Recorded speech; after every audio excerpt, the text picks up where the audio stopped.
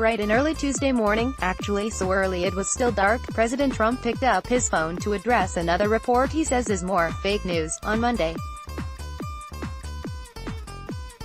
The New Yorker published a piece based on unnamed sources claiming that White House officials had discussed revoking former President Obama's security clearance back in 2017, but National Security Advisor H.R.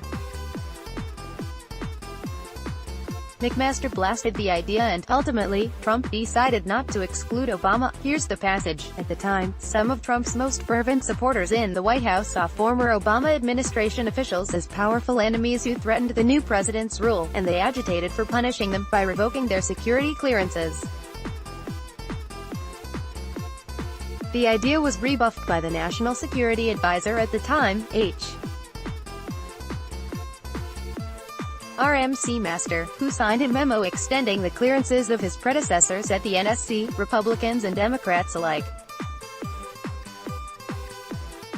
As Trump stepped up his public and private attacks on Obama, some of the new president's advisors thought that he should take the extraordinary step of denying Obama himself access to intelligence briefings that were made available to all of his living predecessors.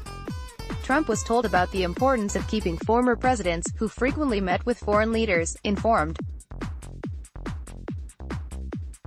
In the end, Trump decided not to exclude Obama, at the urging of McMaster. Tuesday, Trump took to Twitter to slam the report. Fake news, of which there is so much. This time the very tired New Yorker falsely reported that I was going to take the extraordinary step of denying intelligence briefings to President Obama, he wrote. Never discussed or thought of. Fake news, of which there is so much. This time the very tired New Yorker falsely reported that I was going to take the extraordinary step of denying intelligence briefings to President Obama. Never discussed or thought of. Donald J.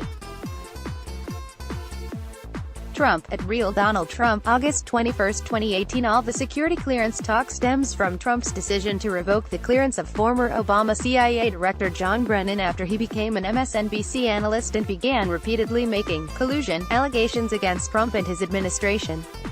After the White House announced the revocation of his clearance last week, citing his erratic conduct and behavior, and accusing him of leveraging his clearance to make false claims against the administration, Brennan wrote an op-ed for the New York Times laying out his collusion accusations.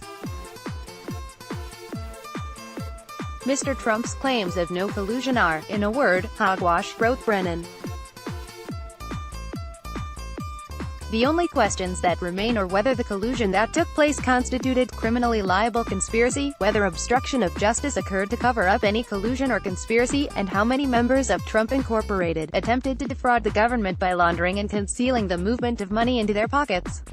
In a response released to the press, the chair of the Senate Select Committee on Intelligence, Republican Sen. Richard Burr, pointed out that Brennan's accusations have some problems. Director Brennan's recent statements purport to know as fact that the Trump campaign colluded with a foreign power, said Burr. If Director Brennan's statement is based on intelligence he received while still leading the CIA, why didn't he include it in the intelligence community assessment released in 2017? If his statement is based on intelligence he has seen since leaving office, it constitutes an intelligence breach. If he has some other personal knowledge of or evidence of collusion, it should be disclosed to the special counsel, not the New York Times.